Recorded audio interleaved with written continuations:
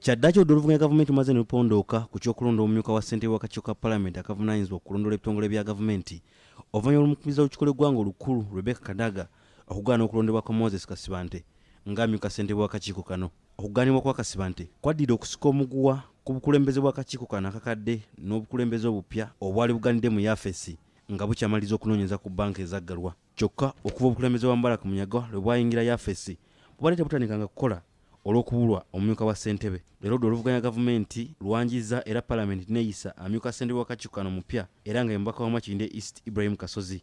Right Honourable Speaker,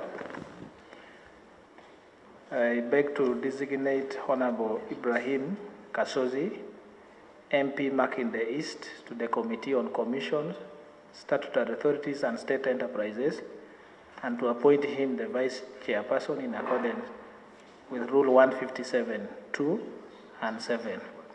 Honorable Kasozi has been designated, as you have heard from the Chief Opposition Whip. I put the question to that he becomes a member of that committee and also becomes Vice Chair of the Committee of Public Accounts, COSASE. I put the question to that. Will those in favor say to the contrary? No. There is have it. Kasozi mu kwogera kwe ategeeza nga akakiiko bwe kagenda okutandika okukola emirimu gyako sabbiiti ejja wakati mu ntuumu y'emirimu gye kalina okukola okunoonyerezaako. Ensonga ya accountability si yakwetooloola yakutegeera bakuwa nusu 10 okola accountability ya nusu 10. Less that then you have to answer. As simple as that. Nga mwenda kagenda kutandika okukola. Tujja gihandolinga, don't worry. Eyo temufaayo, tugenda bihandolinga.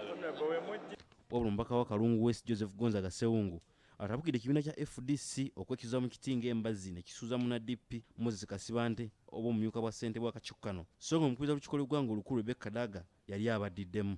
Ago si mazima bw'omwadde omuntu ekifo ate ne mwefuulira tebikola. FDC alina omulimu ogutegeera sipiika negamba nti basebo ne bannyabo basebo Madam Speaker Kasibante tusaba omusasire ensonga gye yayogera yakunyiiza muddize ekifo kye. Kasibante akoledde nnyo FDC buli wabeera tia gas ne besi gye yabeerawo. Nange nadde neesunga munnange ng'afunye ekifo nange ndyeko oluwayi lw'embizzi. Kasibante okumuwa ekifo ekyo kugamba ye morale mumulowooza alowooza atya nga mumugyeko ekintu kye mwamwa ne mukikasuka ebbali.